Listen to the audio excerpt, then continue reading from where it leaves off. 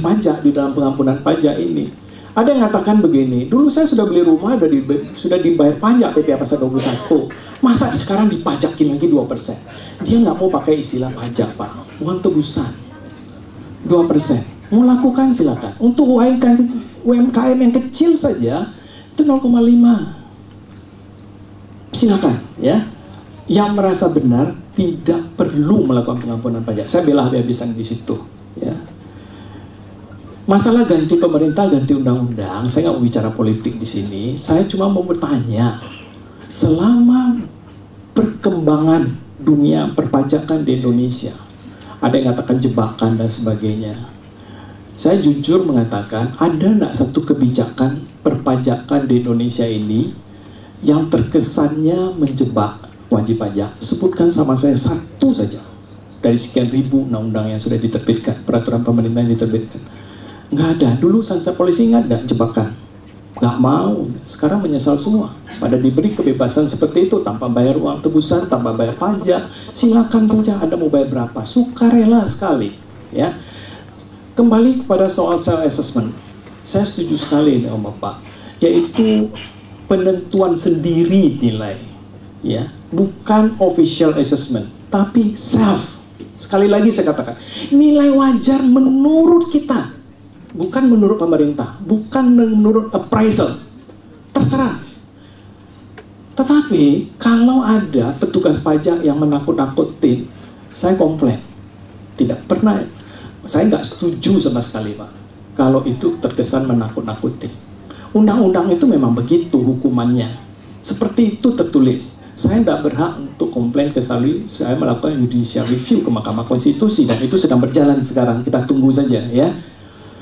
Masalah ganti pemerintah, ganti undang-undang pun saya nggak pernah ketemu kecuali peraturan-peraturan yang kecil ya. Sampai sekarang menurut saya masih ada undang-undang peraturan presiden waktu zamannya Soeharto.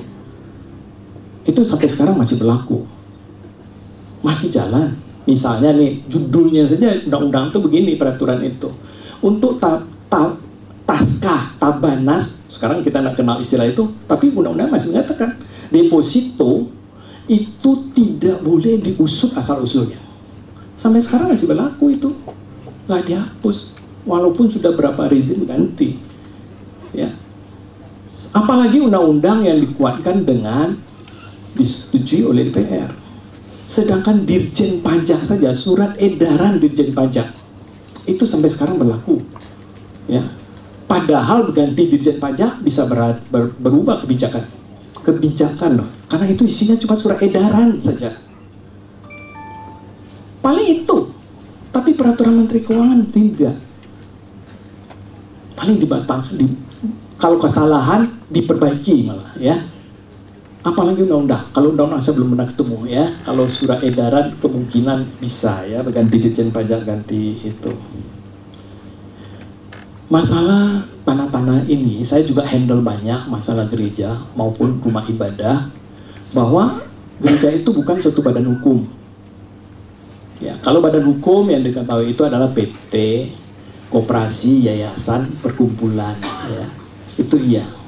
Oleh karena itu gereja itu harus orang pribadi, pendetanya atau pemimpinnya, atau membentuk suatu perkumpulan. Ini sudah disetujui sama undang-undang ya.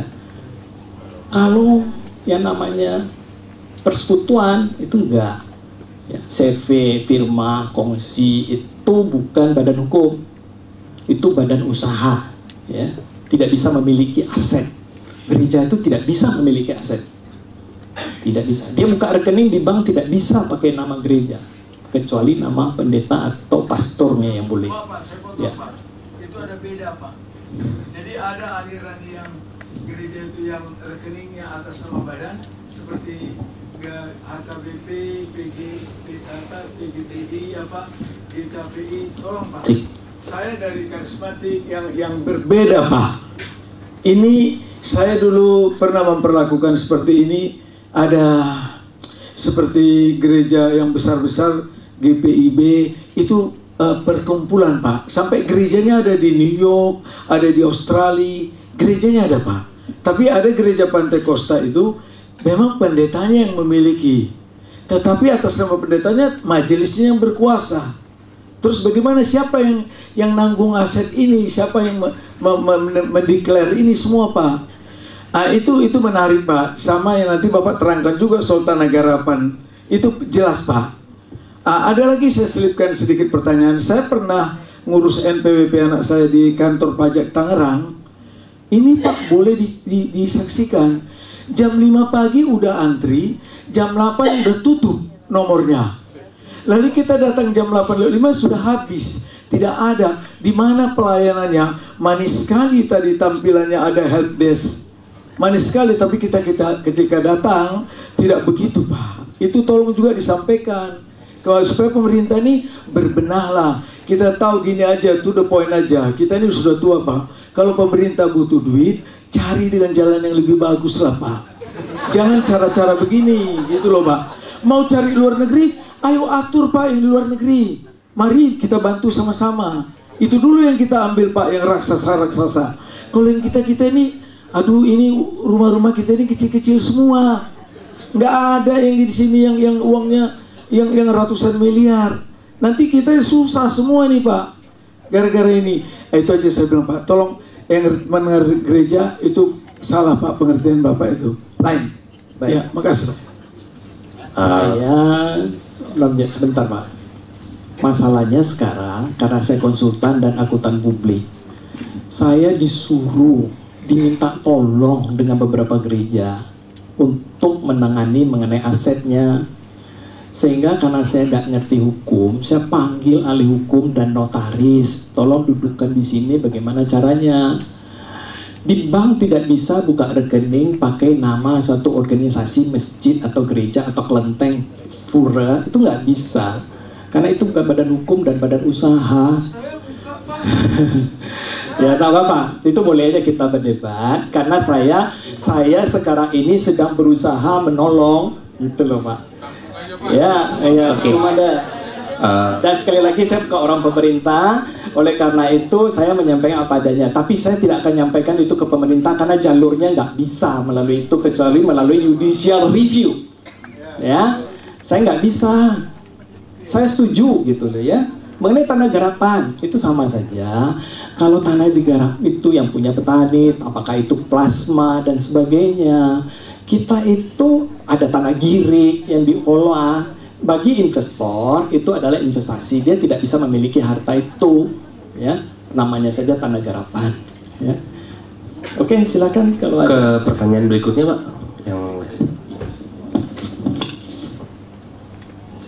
Oke, saya bacakan. Lapor harta sebagai piutang, apakah perlu surat pernyataan piutang atau dokumen pendukung? Nah, untuk piutang tidak perlu. Yang perlu dokumen pendukung hanya utang saja, ya. Piutang enggak. Yang menggunakan, yang mengeluarkan pertanyaan ini sudah jelas? Saya anggap jelas ya. Semua aset tidak perlu dokumen pendukung. Bagaimana dengan pensiunan TNI atau PNS? Apakah melaporkan pensiunannya? Apakah dikenakan 2% lagi? Tidak. Pensiunan dan gaji, yang nerima pensiun, nerima gaji, karena pengampunan ini bukan penghasilan. Sekali lagi, bukan penghasilan. Cuma ada aset. Kalau aset nggak punya, apa yang mau diminta ampun? Kalau aset kita kecil, ya 20%, nggak mau minta juga nggak apa-apa. Dia nggak maksa. Sekali lagi, tidak paksa. Oke, Bapak Ibu, sambil saya bacakan, kalau nanti kurang jelas, angkat tangan ya. Bagaimana dengan perusahaan yang berdomisili di luar negeri yang kondisinya tidak sedang sehat? Nomor 2, bagaimana dengan obligasi yang dibeli di luar negeri dengan nilainya sedang drop? Bagaimana dengan perusahaan yang pilot sedang berhutang? Bagaimana dengan perusahaan yang aktif belum ditutup? Apakah harus dilaporkan? Yang pertama, bagaimana dengan perusahaan yang berdomisili di luar negeri yang kondisinya tidak sedang sehat? Ya, perusahaan di luar negeri itu pasti ada pemegang sahamnya, ya. Kalau Bapak Ibu sekalian ada punya saham di perusahaan di luar negeri, apakah dia rugi, apakah dia untung besar, itu kaitannya dengan pajak penghasilan. Kalau rugi tidak perlu bayar pajak penghasilan, kalau untung bayar pajak penghasilan di negara yang bersangkutan. Di sini hanya mengatur adalah aset yang menjadi bagian Bapak Ibu sekalian, yaitu saham kepemilikan di perusahaan tersebut. Kalau saham itu belum dilaporkan di SPT Bapak yang terakhir, maka mintalah pengampunan. Karena aset itu di dalam undang-undangnya mengatakan kalau belum dilaporkan di sana, objek pengampunan. Yang kedua, bagaimana dengan obligasi yang dibeli di luar negeri dengan nilai yang sedang drop? Nah, obligasi ataupun saham di luar negeri, apakah itu sekali lagi sama dengan perusahaan? Rugi untung itu berkaitan dengan PPh. Nilai obligasi tersebut kalau Bapak Ibu mau laporkan, berapapun nilainya, baik $1, $2, $3, karena nilainya turun menurut Bapak Ibu sekalian, tanggal 31 Desember 2015, nilainya sudah sedemikian anjloknya, ya nilai itu yang Bapak pakai. Sekali lagi, self-assessment, ya, tidak ditentukan oleh pemerintah. Yang ketiga, bagaimana dengan perusahaan yang pilot dan sedang berhutang? Apakah hutang dimaksud bisa mengurangi atau dipakai oleh pemegang saham sebagai wajib pajak? Sama pilot, sama aja. Kalau hutang mau dipakai, itu maksimal 50% dari harta tambahannya, gitu aja ya. Oh, kalau perusahaan 75, maaf ya. Kalau perusahaan ya. Yang keempat, bagaimana dengan perusahaan yang tidak aktif, yang belum ditutup? Apakah harus dilaporkan? Perusahaan yang sudah tidak aktif, kalau dia perusahaannya dalam bentuk PT ya, berarti kepemilikan sahamnya sudah jelas. Saham ini pasti miliknya individu. Kalau PT-nya nggak usah, non efektif, sama sekali tidak aktif ya nggak perlu, ya tinggal nutup saja. Tetapi pribadinya, pemegang sahamnya wajib melaporkan hak dia di PT tersebut, sehingga pada waktu bubar haknya dia terima sahamnya itu merupakan hak kepemilikan ya, harus dilapor ke pribadinya. Kalau sudah beli toko pakai 2 nama joinan, gimana lapornya? Nah, toko itu properti sama dengan rumah. Setiap properti yang ada itu harus ada naungannya siapa, tuannya siapa. Nggak bisa tanah tak bertuan, rumah tak bertuan tuh nggak boleh, harus ada. Kalau berdua mau lapor setengah-setengah itu paling bagus ya, masing-masing kita lapor. Sama seperti tanah warisan tadi, anaknya ada 3, mau 3-3 lapor ya lapor. Nilainya berapa? 1 juta saja lah, saya nggak mampu bayar, saya mau bayar 20.000 rupiah, boleh nggak? Silakan. Saya akan bela mati-matian kalau ada yang mengatakan tidak boleh 1 juta. Dia sudah menyerahkan kepada kita self assessment. Oke? Berikut. Kalau sudah lapor pajak sebelumnya, sudah lapor punya 2 mobil nih, dan sekarang kalau ganti mobil yang lebih mahal harganya, perlu lapor atau tidak? Ya. Mobil, banyak yang nanya, Pak perlu nggak saya lapor di SPT pribadi saya mobil? Pemerintah nggak tahu Anda punya mobil atau tidak, apalagi beli mobil bekas pakai nama orang belum ganti nama, kan? Mau jual beli terserah. Kalau Bapak Ibu sekalian melaporkan mobil itu di dalam harta pribadi, kelebihannya apa? Pada waktu ganti mobil, kekurangannya tinggal nambah sedikit gitu loh ya. Tapi kalau mobil nggak dilapor, pada waktu Anda beli mobil baru, harus mengeluarkan kocek atau tabungan atau deposito jauh lebih besar ya. Itu aja kelebihannya. Kalau kita mau melapor mobilnya. Maret tahun 2015, saya ambil asuransi kesehatan dengan premi 5 juta per bulan atau 60 juta per tahun. Umumnya diberitahukan bayar preminya selama 10 tahun. Jadi totalnya 600 juta. Tapi saya lunasi selama 2 tahun. Jadi 300 juta per tahun. Di Maret 2016, saya bayar lagi 300 juta. Jadi sekarang saya mau ikut tax amnesty. Bagaimana caranya? Yang harus saya laporkan itu berapa? Ya, asuransi sifatnya ada 2 ya. Pada umumnya, yang satu asuransi yang bersifat risiko, yang satu bersifat investasi. Investasi ini termasuk tadi unit link dan mempunyai manfaat pasti, itu merupakan aset. Kalau aset itu namanya investasi, kita harus lapor. Tetapi kalau asuransi kesehatan, asuransi jiwa, asuransi kebakaran, itu biaya hidup saja, habis. Sampai kapanpun kita tidak ada mempunyai investasi. Tetapi keuntungannya apa? Pada waktu kita menerima, ahli warisnya menerima asuransi jiwa, asuransi kebakaran, itu dibebaskan dari PPh. Ya, nggak usah takut. Walaupun saya nggak lapor sebagai aset saya, tiba-tiba saya masuk asuransi orang tua, tiba-tiba orang tua meninggal misalnya, maka saya menerimalah tiba-tiba rezeki nomplok 10 miliar. Ini bebas pajak. Ya. Boleh tambah tanya yang enggak asuransi. Kalau investasi tadi, kalau asuransi yang bersifat, ada sifatnya mempunyai manfaat pasti atau investasi, kita wajib lapor. Nilainya kembali terserah mau lapor berapa. Walaupun kita invest sudah sekian, tetapi kita mau lapornya lebih kecil supaya uang tebusannya lebih kecil, silakan Pak, nggak masalah. Per 31 Desember 2015.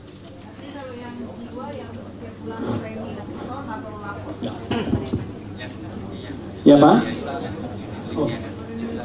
Ya Pak, boleh tanya tadi tentang asuransi yang orang tua itu, kalau asuransi jiwa ini di luar negeri sama perlakuannya? Beda Pak. Oh. Kalau orang tua masuk asuransi di luar negeri, maka kalau uangnya ditarik ke Indonesia itu kena pajak Pak. Kenapa? Bapak membayar polis di luar negeri, nggak adil rasanya kalau dia nerima di sini dibebasin pajak. Tapi kalau Bapak memasuk asuransi di dalam negeri, maka imbalan yang kembali itu bebas pajak Pak. Oleh karena itu kalau orang tua menerima asuransi di luar negeri, itu kalau mau bebas pajak Pak, orang tua tersebut menghibahkan uangnya kepada anak, itu bisa. Ini kalau bukan orang tuanya, jadi yang bersangkutan masih hidup gitu, dapat kembali dari premi asuransi jiwanya Di luar negeri ya Pak? di luar negeri. Itu kalau cair di luar negeri itu dikenakan pajak nggak Pak? Enggak, bebas pajak. Kalau di sini kena dia Pak. 30. Uangnya dimasukkan ke sini itu harus objek pajak. Oh, berapa persen Pak? Ya, sama objek pajak ya, kalau 5 sampai 50 juta 5%. Progresif Pak ya. Oh, progresif. Jadi kalau gitu uang itu kalau mau Deklarasi di Singapura 4%, di luar negeri 4%. Kalau Bapak kembalikan ke Indonesia 2%. Ya, masih. Pengampunan lebih bagus Pak. Ya. Masih. Penjualan barang antik atau emas, apakah tidak ditanya jual kemana dan harganya serta buktinya? Ya. Kalau barang antik, perhiasan dan sebagainya, lukisan, itu jelas sekali dokumennya tidak ada, karena nggak diminta. Pada waktu jual, bukti yang paling otentik itu adalah uang masuk. Sekali lagi secara legal, kalau secara substansi kertas ini Bapak Ibu bisa buat, tulis nilai jual, nilai belinya seenaknya bisa. Tetapi secara legal, pajak itu akan melihat, itu berapa uang yang masuk ke rekening Bapak Ibu sekalian, itu yang menentukan. Ya. Kalau Bapak Ibu mengatakan saya jual barang antik harganya laku 1 miliar, 100 juta, 5 juta, 10 juta, mana uang masuk, aliran masuk uangnya di mana? Coba lihat ke saya. Itu aja ya. Saya beli toko atau kios di tahun 2010 dengan harga 500 juta. Di tahun 2014, saya lagi perlu dana, jadi saya pinjam ke bank 2 miliar dengan jaminan sertifikat toko saya. Dan saat ini, saya masih ada hutang di bank sekitar 1,5 miliar. Kalau saya ikut tax amnesty, berapa yang harus saya lapor? Apa harga proreh atau harga sekarang? Soalnya saya masih ada utang 1,5 miliar. Ya. Investasi di toko tersebut, kalau Bapak Ibu sudah lapor di SPT 2015, sudah tidak ada masalah. Ada utang, ada aset di situ, nggak ada masalah. Yang diatur di sini adalah harta tambahan dan hutang yang belum dilapor atau hutang tambahan. Nah, komposisinya sudah diatur juga. Setiap harta tambahan itu yang bisa menguranginya adalah hutang yang diperoleh untuk harta tersebut maksimal 50% untuk orang pribadi, 75% untuk badan usaha. Ya. Nilainya kembali sekali lagi nilai wajar menurut wajib pajak. Terserah mau nilai berapa. Saya sudah masukkan di Sunset Police emas berikut uang dalam bentuk rupiah. Bagaimana caranya saya ikut tes amnesti sekarang? Apakah saya bisa laporkan?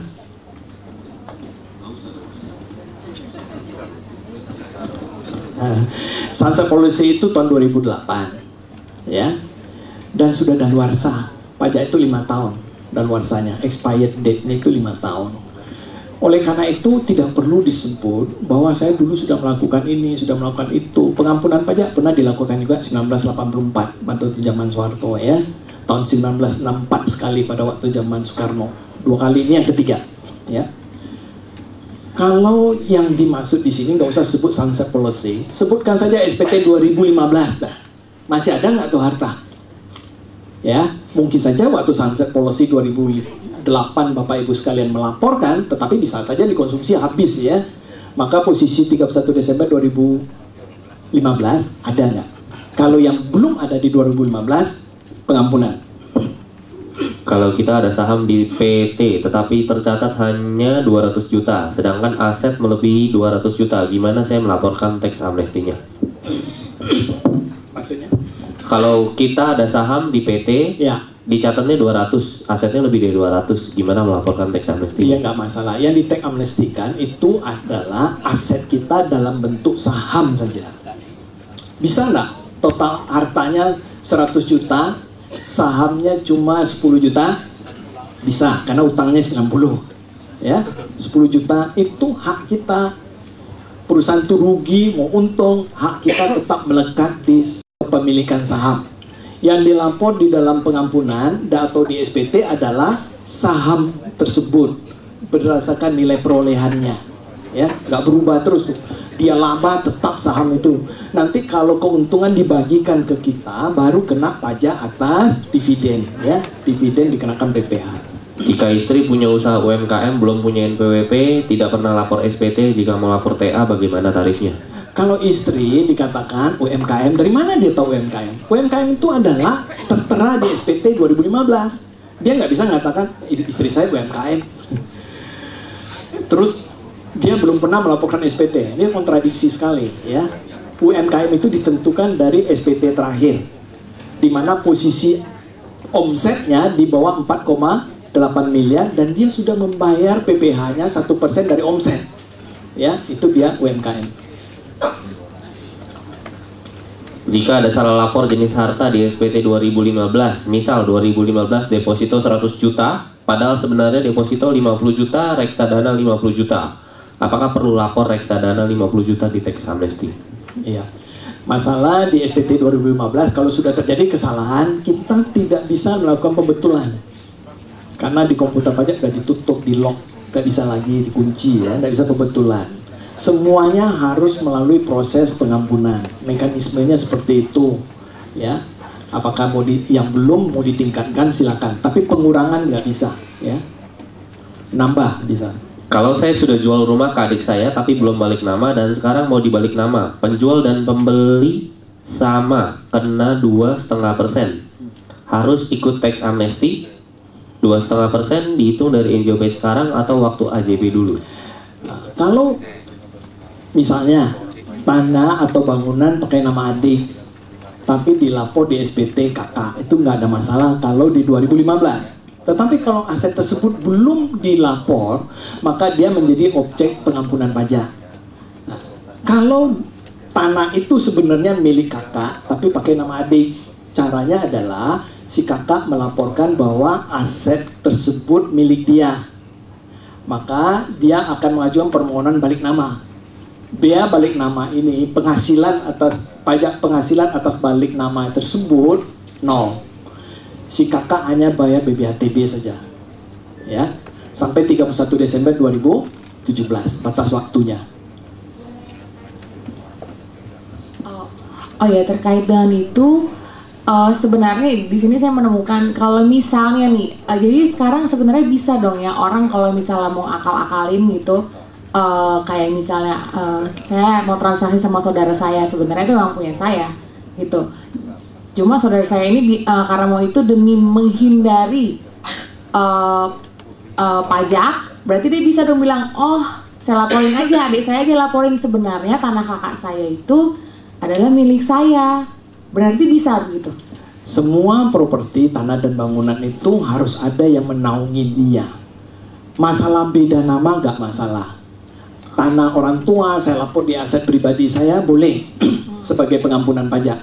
Kapan saya mau balik nama? Kalau sampai 31 Desember 2017 saya berhasil balik nama, bebas PPh. Tapi antara orang tua ke anak, sampai kapanpun balik namanya, tetap PPh-nya nggak kena. Ya. Dia hanya bayar BPhtB saja. Ya. Sampai kapan saja, nggak perlu sampai 17. Ya. Tapi kalau saudara ke saudara, nggak bebas. Ya. Cuma untuk masa ini berarti kalau untuk masa ini saja, kalau gitu caranya bisa. Bisa. Ya. Saya punya perusahaan PT memiliki NPWP pribadi dan perusahaan istri pun memiliki NPWP karena ikut serta dalam pengurusan perusahaan. Pertanyaannya bagaimana cara pelaporan pajak amnesti yang harus dilaporkan? Ya, kalau suami istri punya NPWP masing-masing, mungkin dia pisah harta, terpaksa buat NPWP terpisah. Dan kalau dia punya perusahaan, tidak disebutkan perusahaannya dalam bentuk apa, mungkin perseroan terbatas atau PT, maka kedua ini adalah suami istri sebagai pemegang saham. Maka kalau saham ini belum dilapor di SPT tahun 2015, maka menjadi objek pengampunan pajak. Ya, masing-masing melaporkan sebesar saham tersebut bayar 2%. Ya. Apakah setelah teks amnesti ini kita masih boleh kirim? Oke. Tapi kondisinya antara suami sama istri itu hartanya sama gimana? Dia tidak bisa harta gitu ya. Sebenarnya harus kalau mau gabung dengan suami segera hapus NPWP istri.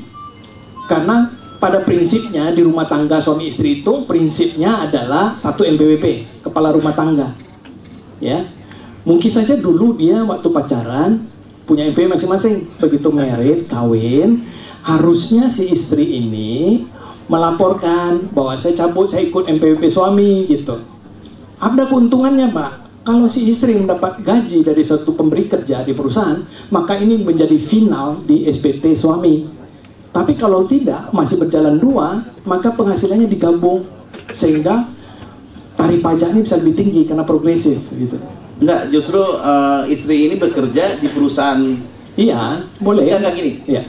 Jadi saya punya PT, PT itu sendiri kan ada NPWP. Nah saya sendiri punya NPWP sendiri. Nah istri saya itu kerja sama saya, dia punya NPWP gitu. Itu bisa di NPWP istri bisa dihilangkan. Bisa. Nah sekarang bisa nggak sih kalau sudah hilang NPWP si istri, bisa nggak dia terima gaji dipotong PPh pasal 21 dengan tarif 5%? Kalau dia punya NPWP kan 6%. 5% bisa nggak? Bisa, karena pakai NPWP Bapak. Iya, Kodenya Pak, di belakangnya kalau Bapak 000, dia 001. Nomor depannya sama Pak. Ya, makasih Pak. Pak, kalau misalkan yang bekerja adalah istri dengan penghasilan yang lebih besar daripada suami, kemudian semua harta milik atas nama istri gitu kan. Nah, yang punya NPWP adalah istri. Suami nggak punya NPWP. Apa perlu suami bikin atau memang nggak usah bikin? Nggak usah Bu, satu saja karena pencari nafkah utamanya adalah istri. Dulu ada di peraturan pajak begini Bu. Kasus ini boleh terjadi dengan syarat bahwa suaminya ada surat keterangan dari lurah gitu. Ya, silakan. Malam Pak. Saya mau tanya mengenai masalah NPWP Pak. Saya ada NPWP di bawah tahun 2015. Tapi suami saya punya NPWP di atas tahun 2015 ya Pak. Sekarang, nah di NPWP saya ini apa saya perlu ada amnesti atau tidak Pak? Karena itu bersangkutan dengan NPWP dari perusahaan yang saya punya. Jadi ada dua, saya punya NPWP perusahaan, juga ada NPWP pribadi gitu ya Pak. Tapi di tahun 2016 ini suami saya punya NPWP karena dia bekerja di perusahaan orang lain gitu Pak. Itu yang harus diamnestinya saya atau gimana Pak? Saya nggak jelas, yang maksud sekali lagi saya terangkan ya. Amnesti ini objeknya adalah harta, bukan penghasilan. Penghasilan itu bayar pajak penghasilan masing-masing. Ke tahun berikutnya nggak masalah. Kalau Bapak Ibu nggak punya harta yang perlu dilaporkan, maka tidak perlu pengampunan pajak. Tapi kalau ada rumah misalnya, ya udah pengampunan. Salah satu si suami boleh minta pengampunan, ibu boleh Ya. Tapi syaratnya Ibu harus masukin SPT 2015 karena sudah memiliki NPWP sebelum 2016. Ya. Bagaimana dengan orang Indonesia? Pak, saya mau tanya, kalau bisa kita setelah ikut tax amnesty ya, terus kita aset kita yang udah kita laporkan itu kita jual dengan harga yang lebih tinggi daripada yang kita laporkan. Misalnya kita dulu waktu laporkan 1 miliar. Asetnya apa dulu, Pak? Misalnya rumah, kita beli 1 miliar, terus kemudian kita jual 3 miliar, berarti kan kita untung 2 miliar. Nah, apakah itu kena pajak keuntungan? Berapa besarnya gitu kalau kena pajak keuntungan? Yang kedua, dokumen-dokumen apa yang kita butuhkan untuk aset kita ini yang perlu dokumen pendukung gitu, Pak? Ya itu jadi. Makasih, Pak. Kalau tanah dan bangunan, Pak, berapapun harga belinya dan berapapun Bapak jual, tidak dihitung keuntungannya kecuali tanah dan bangunan tersebut bukan nama Bapak. Kalau nama Bapak jual, maka pajaknya 5% final dari harga jual. Itu udah normal biasa ya. Terus yang kedua tadi dokumen pendukung. Udah, tidak perlu dokumen pendukung, Pak. Yang penting jenis dokumennya. Jenis dokumennya boleh nomor objek pajak yang ada di PBB atau nomor sertifikat tanah tersebut. Cukup ya, Pak. Itu aja nomornya aja yang penting.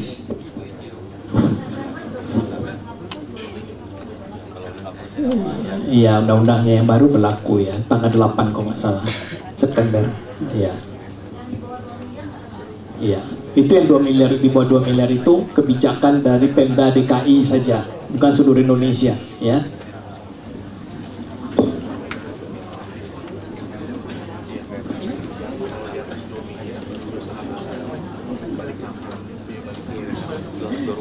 Selamat malam Pak Sayuti.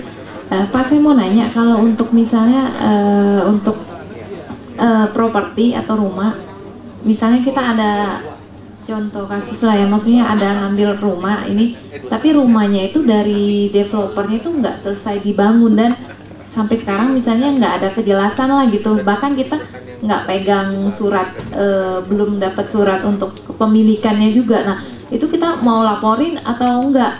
Sedangkan kita pun belum tentu pasti itu, terima. Pasti terima gitu. Padahal kita udah bayar full juga misalnya gitu. Kadang kan ada yang bayarnya cash bertahap gitu kan. Misalnya udah selesai tapi kita belum pegang apa-apa gitu. Ya. Itu dilaporin atau enggak bagusnya? Lapor. Kecuali Ibu relakan nggak ada lagi itu. Kalau masih berharap, Bu, masih ada kemungkinan suatu saat ya masukin aja pengampunan investasi lainnya. Ya, Bu. Nah, nilainya terserah. Nomor itunya Pak tetap berdasarkan nomor kontrak yang ini. Iya, itu aja cukup. Oh gitu ya. Bu. Oke, thank you. Bagaimana dengan orang Indonesia yang bekerja di Singapura dan sudah PR di sana? Apakah tetap perlu laporkan tax amnesty karena di Singapura dia sudah bayar pajak di sana? Kalau tetap perlu, yang dilaporkan termasuk harta atau aset yang di Singapura? Kalau PR, gak usah PR dan WNI saja yang punya penghasilan di Singapura dan dia tinggal di Singapura lebih dari 183 hari saja dalam setahun, maka dia menjadi wajib pajak luar negeri. Selama dia tidak mempunyai penghasilan ataupun aset di Indonesia, tidak perlu tax amnesty, tidak perlu urus NPWP, ya. Karena apa? Antara Singapura dan Indonesia tidak mengenal yang namanya double taxation, ya, salah satu, nggak bisa double. Jadi kalau sudah bayar di sana, nggak perlu urusin PWP di sini, ya. Pak masih nyangkut Pak. Saya mau nanya Pak, kebetulan saya PR Singapura. Nah, suami saya misalnya nih, kan kalau di sana itu kan kita dipotong penghasilan gitu kan. Kalau misalnya kita mau surrender PR, kita kan ada kayak tabungan pensiunnya gitu Pak. Apakah kita harus lapor nanti one day kita surrender PR, nanti tahu-tahu ada uang masuk kan kita ntar takutnya kena gitu. Itu gimana? Makasih. Sekali lagi, yang sudah dipotong pajak di luar negeri tidak perlu. Gak usah khawatir, simpan aja bukti potongnya karena tidak dikenal double taxation di Indonesia, ya. Apalagi pian. Nah, kecuali ini, kalau dia punya aset di Indonesia atau punya penghasilan lagi di Indonesia, tidak berlaku itu, Pak. Penghasilan yang ada di sana harus di cross check dengan pajak penghasilan yang ada di Indonesia.